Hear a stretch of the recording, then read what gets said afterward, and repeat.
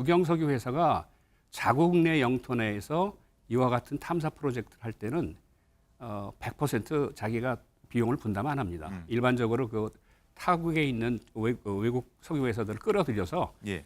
그런 사람들 보고 돈을 내라고 하고 전액 부담을 시키고 그다음에 거기에서 실패를 하게 되면 그냥 철수를 하면 되고 예. 그다음에 또 하나는 거기서 성공을 해갖고 그 석유를 발견하면은 생산물 분배 계약이라는 조건이 있어요.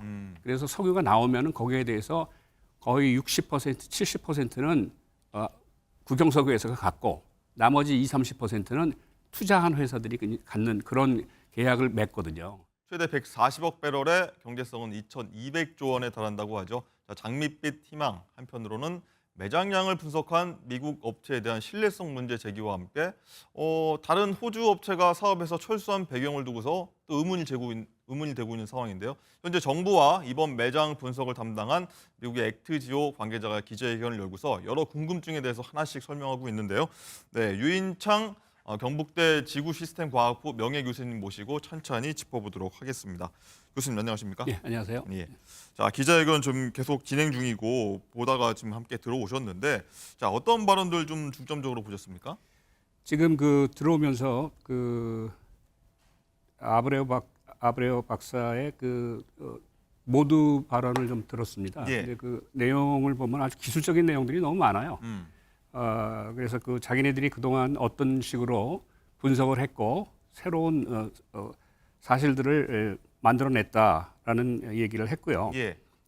특히 이번 모두 발언에서 우리 그 동해 심해 지역에 7개의 유망 구조를 발견을 했다라고 7개 유망 구조. 예, 그렇게 얘기를 하고 예. 그다음에 마지막에 그 포텐셜이 상당히 높다 이 지역이 잠재성이 높다. 잠재성이 높다. 그래서 이제 또 하나 그 특이한 발언이 그 세계의 유수 석유 관련 기업들이 주목을 하고 있다라는 말로 이제 끝을 맺고 있습니다. 세계에서 관심을 갖고 있다. 예, 그렇습니다. 그래서 현재도 아직 그 진행 중인 걸로 알고 있어요. 예, 지금. 알겠습니다. 어쨌든 이 부분도 있더라고요. 이 덮개암과 저류층이 존재한다는 거 확인했다.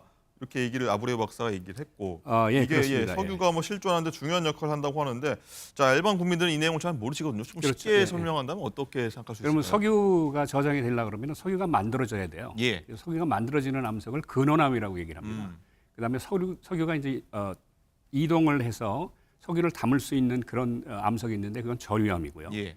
그다음에 그 저류암에 저류된 석유가 다른 데로 못 가도록 막고 있는 덮개암이 있습니다. 예. 그다음에 그 그릇을 형성하고 있는 그런 트랩 구조라고 얘기를 하는데 이런 그 네 가지 요소가 아주 기본 요소입니다. 네. 그래서 이런 것들이 다 양호한 게 그 유망 구조가 7개가 자기네들이 이제 발견을 했고 그거에 대해서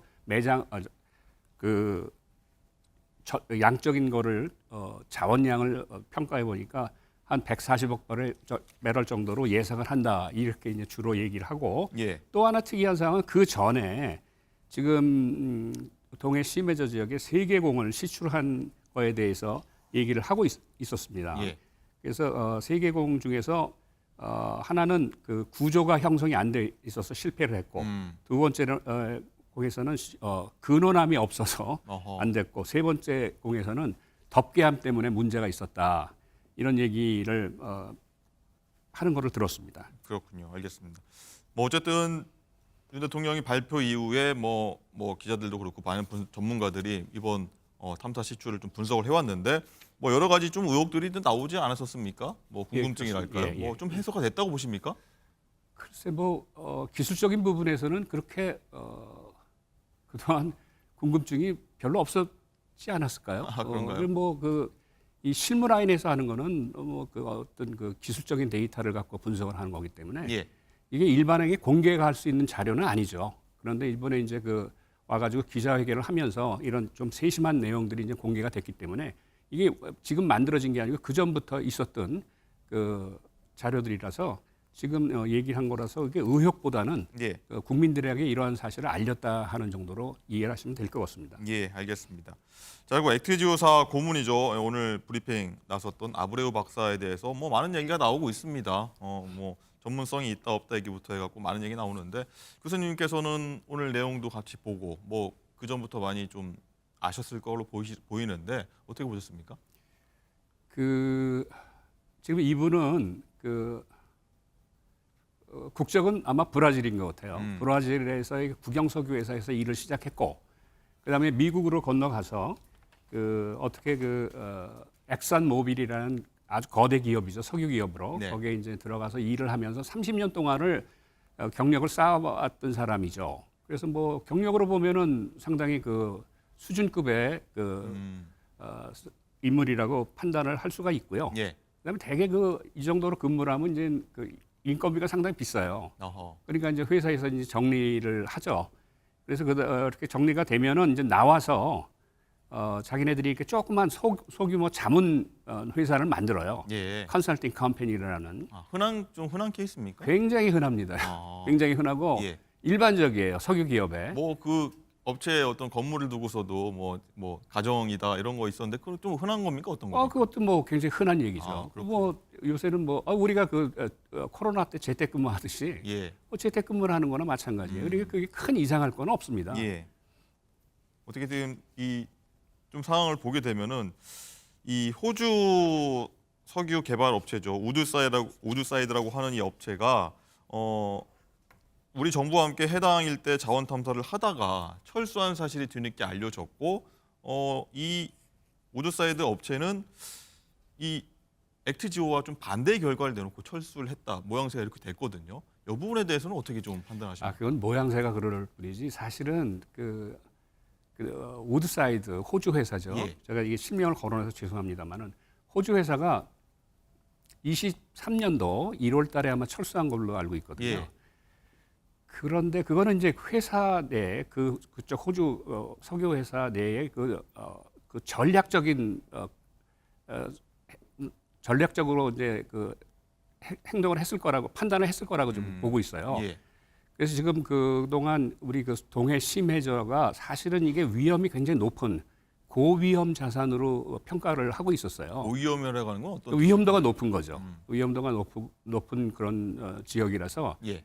아마 위험도를 분산시키는 그런 전략적인 차원에서 고위험 지역은 좀 철수를 하고 좀 위험도가 낮은 지역으로 좀 이동을 하자 이런 차원에서 아마 이동했을 것으로 호주 이 업체가 그렇습니다. 다른 예. 좀 석유가 발견될 그거는 가능성이 뭐 높은 곳으로 가겠다 이런. 굉장히 흔한 일입니다. 그렇군요. 이게, 전략적으로 좀 움직이는 그런 것들이 굉장히 필요하거든요. 예. 그래서 그런 의미에서 이 호주 회사도 아마 그렇게 이동을 했을 것으로 생각을 하고 있습니다. 예. 이 오늘 아브레우 박사 같은 경우는 이와 관련해서 우드사이드가 조기 철수한 데 이후로 심층 분석 여유가 없었다. 아직까지는 예를 들어 이 기술적인 준비가 좀 덜 됐거나 다른 이유 때문에 아무한 높은 데이터를 보지 못하고 그냥 나간 것 같다는 취지로 얘기를 한 것 같은데 이 부분에 대해서 어떻게 보십니까? 그동안 호주 회사가 탐사를 많이 했었어요. 예. 그래서 이제 탐사의 마지막 단계까지 와가지고 이제 시추를 더 해야 되는데 시추하는 데는 비용이 많이 들잖아요. 그렇기 때문에 이제 그런 고위험성을 판단을 해서 호주 회사는 철수를 했지만은 그래도 지금 이번에 우리 아브레우 박사가 팀이 연구를 해보니까 이 새로운 가능성이 있다. 이렇게 해가지고 뭐 7개 구조를 만들어냈고 이거에 대해서 한번 앞으로 시추를 한번 해볼 만하다라는 이제 의견을 제시를 한 거죠. 예. 그래서 이제 이게 앞으로 진행이 될 것 같으면 만약에 이게 한국 석유공사 단독으로 하기에는 이게 위험성이 좀 있습니다. 그래서 제가 권고를 드리는 거는 예. 그러지 마시고 조금 외국 기업들을 끌어들여서 같이 공동으로 탐사를 시추라든가 이런 작업을 하다 보면은 예. 위험도가 분산이 되거든요. 그럼 위험도를 낮출 수가 있기 때문에 외국의 국영석유 회사들이 되게 그런 방법으로 시추를 탐사를 진행하고 있어요. 그런데 우리 이번에는 어떻게 한국 석유회사의 전략이 어떤 건지는 모르겠지만 단독으로 할 생각을 하고 있는지 아니면 이와 같이 외국의 거대 기업들을 좀 끌어들여서 같이 하려고 하는 그런 전략이 있는지 이런 거를 한번 좀 중점적으로 좀 봐야 될 거로 봅니다. 예. 위험도를 좀 낮추기 위해서 공동 작업이 좀 필요하다고 그게 굉장히 교수님은 필요하죠, 생각하시는 지금 거군요. 현재로서는. 예. 자, 관련해서 이 다른 나라 국영 석유 회사는 어떻게 이런 프로젝트를 좀 진행하는지 위험도가 높은 프로젝트에 대해서요 궁금합니다. 그 어느 나라든지 그 국영 석유 회사가 있습니다. 예. 우리나라는 한국석유공사가 국영 석유 회사죠. 그 국영 석유 회사가 자국 내 영토 내에서 이와 같은 탐사 프로젝트를 할 때는 100% 자기가 비용을 분담 안 합니다. 일반적으로 그 타국에 있는 외국 석유 회사들을 끌어들여서 예. 그런 사람들 보고 돈을 내라고 하고 전액 부담을 시키고 그다음에 거기에서 실패를 하게 되면 그냥 철수를 하면 되고 예. 그다음에 또 하나는 거기서 성공을 해갖고 그 석유를 발견하면은 생산물 분배 계약이라는 조건이 있어요. 그래서 석유가 나오면은 거기에 대해서 거의 60%, 70%는 국영석유 회사가 갖고 나머지 20, 30%는 투자한 회사들이 갖는 그런 계약을 맺거든요.